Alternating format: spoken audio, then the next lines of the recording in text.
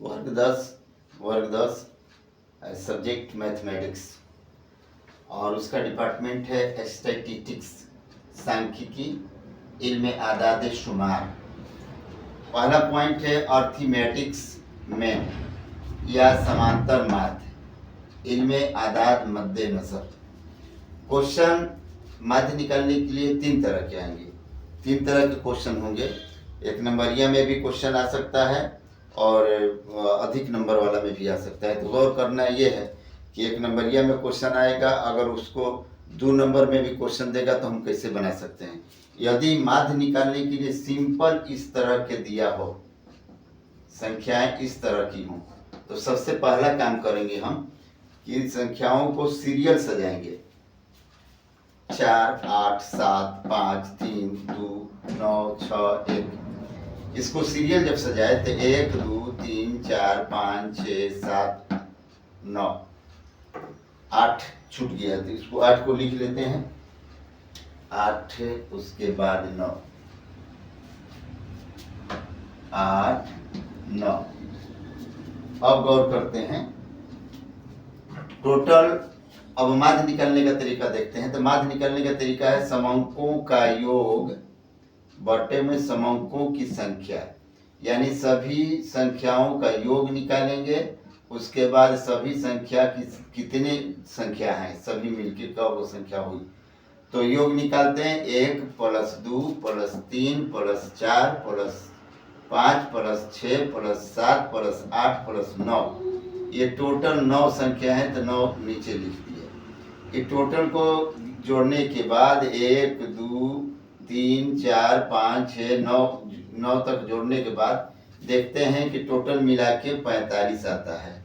तो यहाँ 45 लिख दिए और नीचे 9 लिख दिए। 9 × 5 = 45, 5 आंसर आ गया। इस तरह के सिंपल अगर दिया होगा और बोलेगा कि माध्य निकालें, तो इस रूप में हम लोग निकाल सकते हैं। अगला पॉइंट देखते हैं। यदि क्वेश्चन इस तरह का हो, आयु दिया हो या कुछ भी दिया हो, 15, 16, 17, 18, 19, 20 इस तरह दे दिया हो और संख्याएं दी गई हो इस तरह से, तो जब इस तरह से दी गई हो तो उसका रूल यही होना चाहिए कि टोटल मान लीजिए कि आयु दे दिया 15, 16, 17, 18, 19, 20 और संख्या दे दिया 3, 8, 10, 10, 5, 4, टोटल इसका होगा 40। तो चार्ट इस तरह बना लेंगे। इस तरह जब चार्ट बनाते हैं तो 15 से लेके 20 तक ये लिख दिए, उसके बाद ये लिख दिए और ये टोटल लिख दिए 40। इन दोनों को गुणा करेंगे, एफएक्स को गुणा करने के बाद 15 × 3 = 45, 16 × 8 = 128, 17 × 2 = 170, 18 × 2 = 180, 19 × 5 = 95, 20 × 4 = 80। ये टोटल जोड़े हैं तो 40 आया है और ये जोड़े तो टोटल 698 आया। अब रूल देखते हैं। ये रूल था समंकों का योग बटे में समंकों की संख्या, लेकिन ये रूल बदल जाता है जब इस तरह के सारणी दिया है। तो रूल बदल जाता है तो लिखा जाता है A = सिग्मा fx बटे में सिग्मा f। तो सिग्मा का मतलब होता है योग, कुल योग। तो सिग्मा fx मतलब f और x का गुणा करने के बाद कितना योग आया, तो f और x के गुणा करने के बाद 698 आया। 698 ऊपर लिख दिए। सिग्मा f के टोटल जोड़ने पर कितना आया, 40 आया, तो 40 नीचे लिख दिए। 40 से इसमें डिवाइड किए तो 17.45 आया। ये आंसर हो गया। यदि इस तरह का क्वेश्चन हो वर्ग अंतराल की तरह, पौधों की संख्या 0 से 2, 2 से 4, 4 से 6, 6 से 8, 8 से 10, 10 से 12, 12 से 14 और घरों की संख्या दे दिया 1, 2, 1, 5, 6, 2, 3।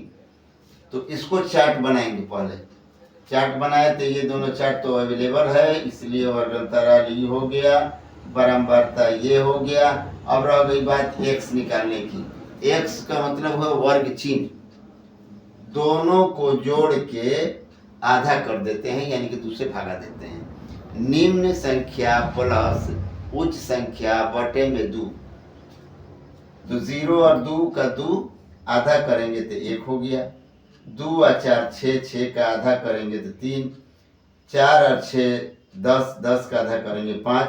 अब एक और तरीका है, इसमें अंतराल देखते हैं। 1 में 2 जोड़ेंगे तो 3 होगा, 3 में 2 जोड़े तो 5 होगा, 5 में 2 जोड़े तो 7 होगा, 7 में 2 जोड़े तो 9 होगा, 9 में 2 जोड़े तो 11 होगा, 11 में 2 जोड़े तो 13 होगा।